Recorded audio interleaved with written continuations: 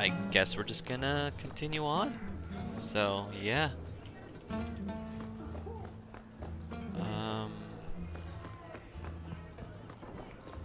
Alright, Hightown.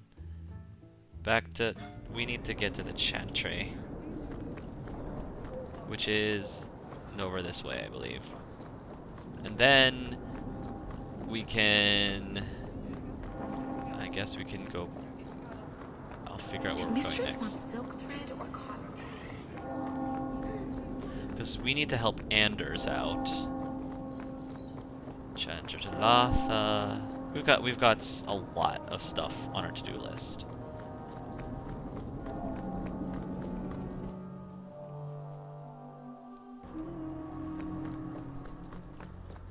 All right, let's go give the remains. Sorry, I didn't see you there. Sister Alima told me I should keep my head up more often. Yeah, the sister's remains. We should, because I'm getting tired carrying it, lugging it with us. Brother Plinith, the archivist. We're giving her body to an archivist. Is that really appropriate? Look what I found. Your reason for living. Bless my fool spirit, I never thought I'd see that again. Thank you. Wait. You never thought you'd see the corpse of a sister of your Chantry again? Again? Okay. And I love how Clive was... Nice play on words, Clive. Your purpose of living. Yeah, that was just... That whole situation was just wrong and messed up in so many ways. Oh my goodness. This game. I think we're done with all the stuff that we can do here in Hightown, so... Yes. Family history... Oh, we need to go to the Gallows and find out what's up with this... What's up with this, letter. Varric? Carver. Still think you're helping while bearing us in debt to your brother? Still riding side saddle while bitching at your betters? Drinks later? Never miss 'em. You guys. There has to be a better way.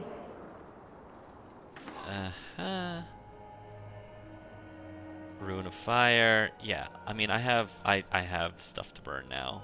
Now that after doing just a few of those quests, we're swimming in money now. Not quite enough, I don't think, for... Oh wow, sell all this junk. Not quite enough, I don't think, for going to the expedition yet. But we're getting there. Plate armor, leather armor, roar, gauntlets. Okay. I don't remember who else has backpacks. I have to keep an eye on that. Death of a Templar. Tobrias.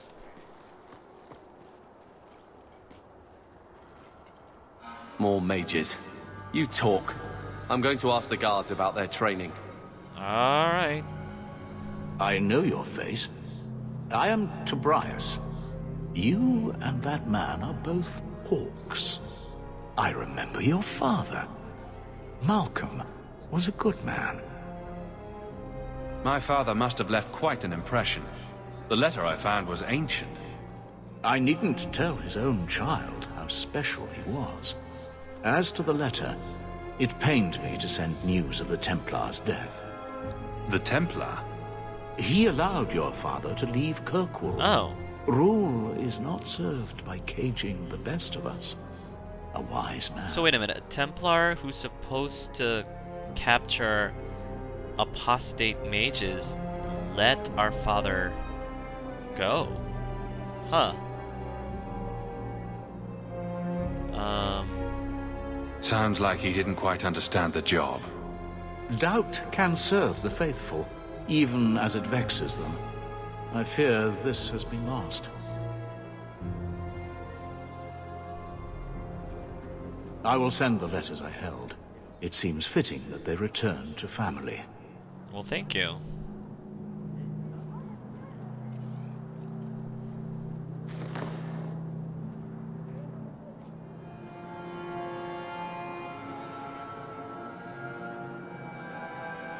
Such a friendship. Few like your father remain. Even fewer like the Templar. Rest well at the Maker's side, Sir Morivar Carver.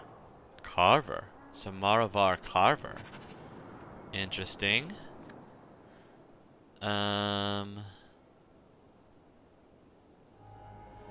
Death of a Templar by Sir Andraste. Okay. Items, creatures. Yeah, alright. Malcolm's Bequest.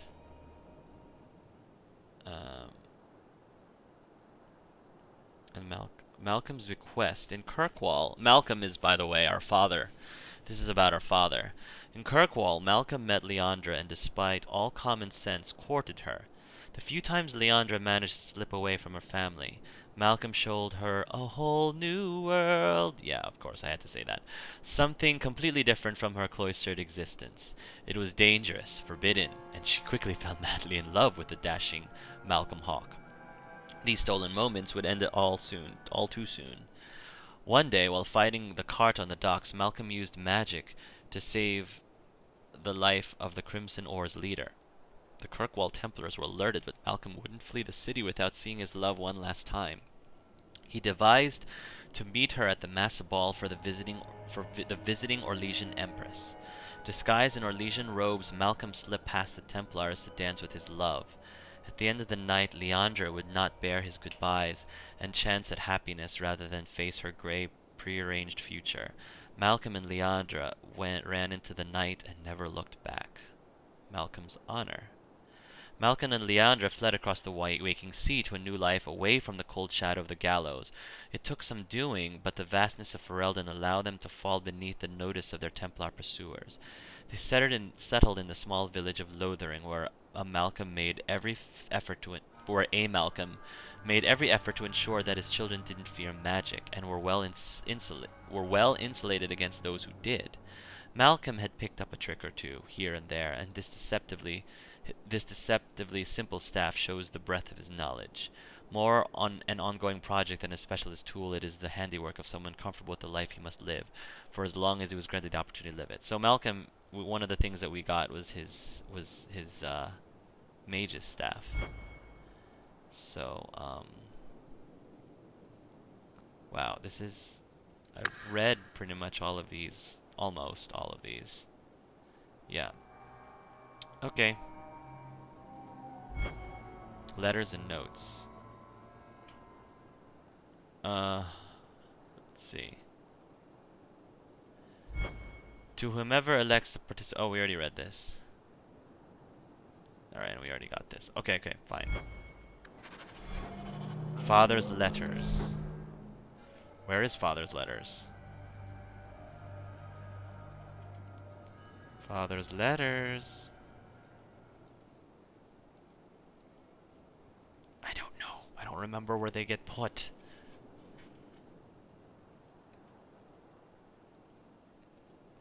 I guess I'll... Family history. Carver will be most surprised to learn his namesake. Speak with him about this. Okay.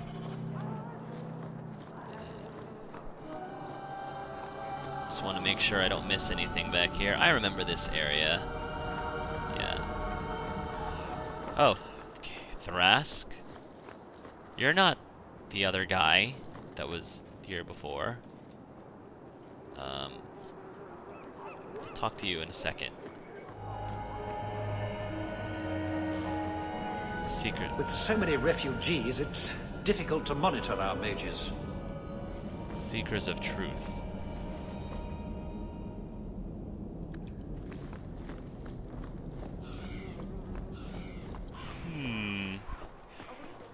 Maker's blessing on you.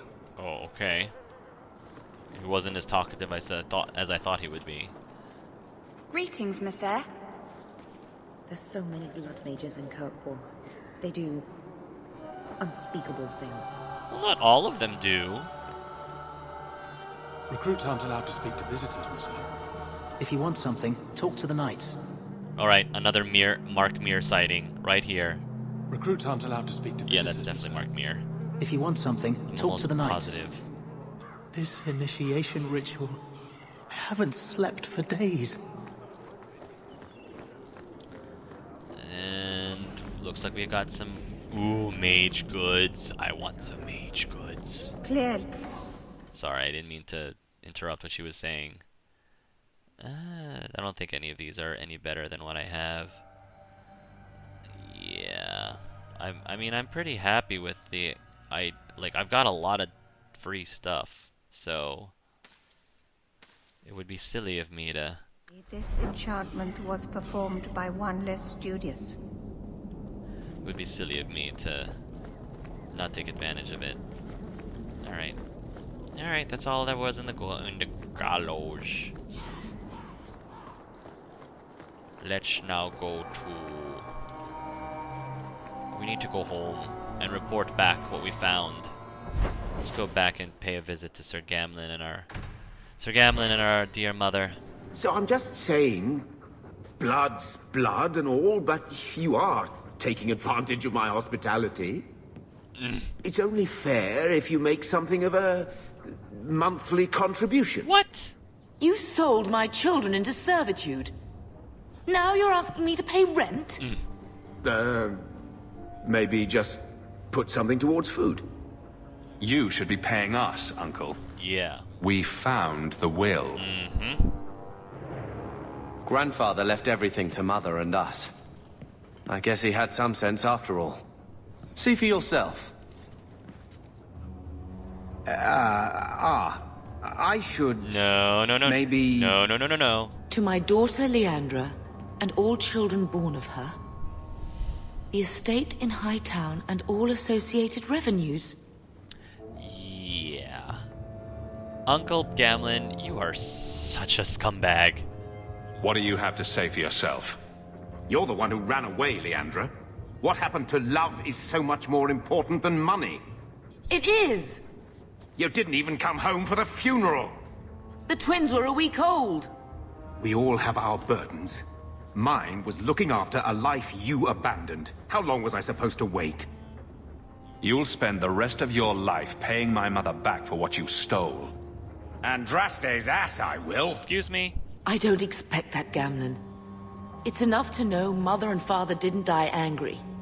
I'll petition the Viscount for rights to reclaim the estate. Make a willing, you'll have your house back within weeks. You don't have the coin or standing to even get an audience with the Viscount. You've got to be someone in this city to live in that house again. Then I had better get started. Go, Mom. I really love the mom. I love Mother Hawke in this game. She's so awesome. Such a strong character. And I love how she used she used air quotes, well, in the text, like it was quoted, house. Gamlen's quote-unquote house. Hey, Steve. What's the matter, boy? Keep it down, dog. Hey, don't talk to him like that. All that noisy dog breath, day in, day out, make him stop.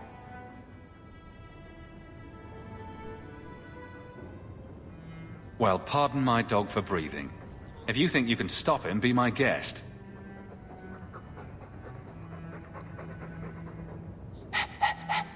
There. Isn't that annoying?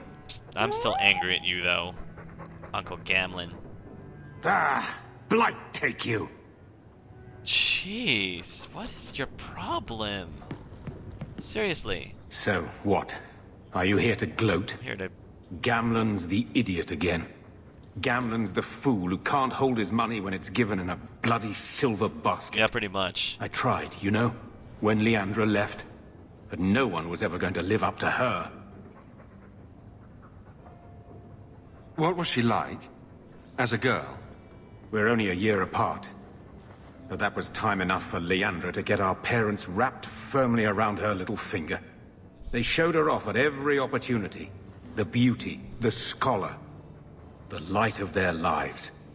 As far as they were concerned, they should have stopped there. Jeez, is that how you really feel? I've seen the nobles in this town. Your parents must have had a fortune. Where did it all go? Well, it's not like I stood at the side of the wharf and hurled it over. I tried to invest it. Got some good tips on trade in Qunari cheeses. And, you know, A man's got needs. Oh my gosh. I'm not denying I spent more on myself than I should have, but I figured it'd all work out. You're pathetic. I'm sorry, Uncle Gamlin. You're just pathetic. Don't make excuses. I changed their filthy sheets and wiped their chins through 2 bouts of the cholera, and the last word Father said was... Leandra. I'm not looking for love, but at least I got the money. Okay, see, I was this close to feeling sorry for you, and then you had to say that last sentence. Like, the second to the last sentence, you know, I was this close to being like, okay, I'm starting to be sympathetic, but then you were like, at least I got the money, and I'm like, alright, you're pathetic. You're pathetic, Uncle Gamlin. I'm gonna talk to Mom before we talk to Carver. When I told your grandmother I was marrying your father, she threatened to disown me. She said my children would be mongrels. My father wanted to lock me in, but she told him it's her life, let her ruin it. I wrote to her when each of you were born. She never wrote back. Oh. I'm glad she didn't die hating me. Yeah. Wow. Which, I mean, I can understand when she read that will, when she found out that they still, despite all that had happened, that they still wanted to give her the estate. And us, our entire family. The estate is yours. Why are we still here? Technically, the house is now property of the Viscount, since its owner died without an heir. If we went there now, we would just be squatters. But if the Viscount acknowledges our rights, we can get back more than the house. We can get back our name. No. Grandmother didn't want you to leave. She tried holding on to you the only way she knew. She would have been so proud of you. You're everything she wanted in an Amel grandchild. She might have had a hard time accepting it at first, but she would have loved you, all 3 of you. Oh, Bethany. She was such a sweet little girl. Yeah. Never cried, just looked at you with those big eyes. She was so young to be taken from us. I just keep thinking there's something we could have done. It's killing me. I remember that awful creature reaching down and 18 years of loving and feeding and raising, and that was it. Oh, so Carver and Bethany were 18. Were both 18 at the time, and now Carver lived to see 19. Blame the Darkspawn, not yourself. The Darkspawn would have been happy with any prey. It was my fault it was Bethany. I miss her. I know, Mom. There were 4 of us when the Blight began. It will never be over while there are just 3. I've written to the Viscount. I've an audience for after Bartran's expedition leaves. I couldn't do anything for Bethany, but with luck, I can at least give us a home. You do that, Mom. You do that. I've had word from Lothering. They are rebuilding. I don't know if I could ever return to the site of such horrors.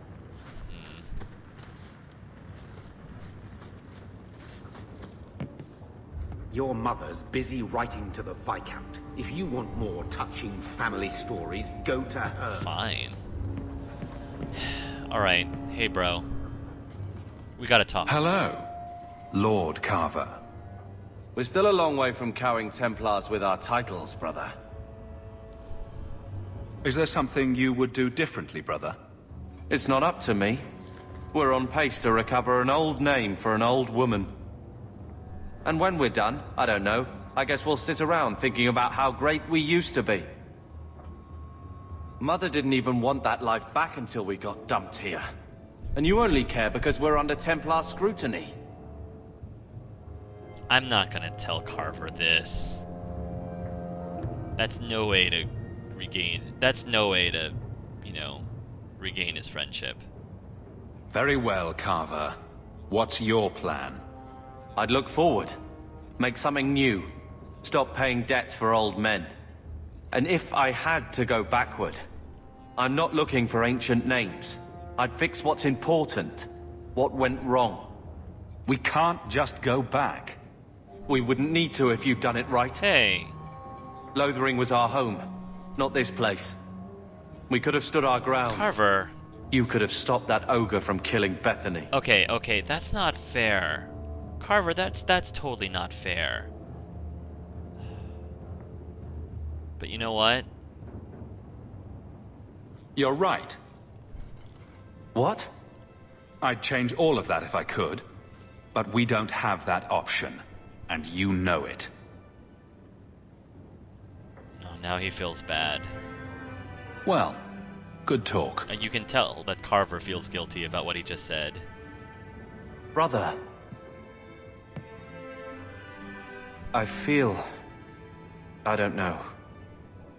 It's like Mother taking everything out on us. She was just scared.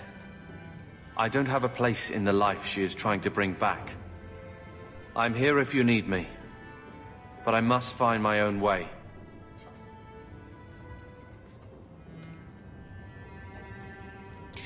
I like the way that Carver looks up. You know, he looked down on the ground because he felt really bad, I think, for saying what he said to his brother about Bethany. Because I'm sure it hurt Clive deeply when Carver essentially blamed him for Bethany's death. And I think Carver realized he didn't really mean it. He didn't really mean it, and he didn't mean to say it. And he felt bad that he even brought it up to Clive. And just the way that he looked up and said the word brother, that touched me deeply. I really loved that part in the conversation, and that was a really good talk between the Hawke brothers, and I think that things between them are hopefully getting better, you know.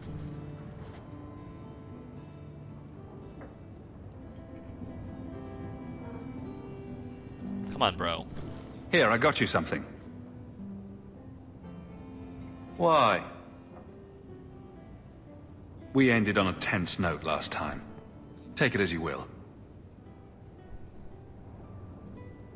Oh, it's a letter. These are by Father. Are you sure they aren't meant for you? I bet another mage could get more out of them. Just read it. Just read it. You might be interested in what it has to say. For your service that cannot be admitted, I ask that you accept this trinket and know that I shall respect your name. Thank you, Conscience of the Order, Sir Morivar Carver. Carver? The Templar who allowed Father to leave Kirkwall. Your namesake. A Templar? Have we met a Templar who isn't a colossal prig? Father must have felt he was worth honoring. A man who let him look ahead. And a name that would always mean skill thoughtfully applied. Seems like he thought it held some promise. Not a link back, but how to go forward. That's what I was to him. I don't know what to say, except thank you. Aww. Beautiful. Plus 15 friendship from Carver. See, again, I know a lot of people don't like Carver a lot, but it just makes it so... It feels so fulfilling, those moments like that, when Carver apologizes and thanks his brother. It just makes those more meaningful. I mean, don't get me wrong, I like Bethany as well. If you haven't figured it out, if you are a mage... I'm sorry, if you're a mage, Bethany always gets killed, and Carver ends up being the surviving sibling. Otherwise, if you're a rogue or warrior, then the opposite happens. Carver, you know, gets killed and Bethany is still alive. I like Bethany just fine, but just watching Carver's character evolve, as in terms of his relationship with his brother Clive, if you do try to go for the friendship route, I think just feels so rewarding, extremely rewarding, and I don't know, that's just what I love about Carver's character. That and his gorgeous green eyes. Okay, guys, now that I have all the warm fuzzies, well, maybe not towards Uncle Gamlin, I think it's time for us to end this. So, thank you guys again for watching this episode of Gay Let's Play Dragon Age 2. And until next time, love yourselves and love each other.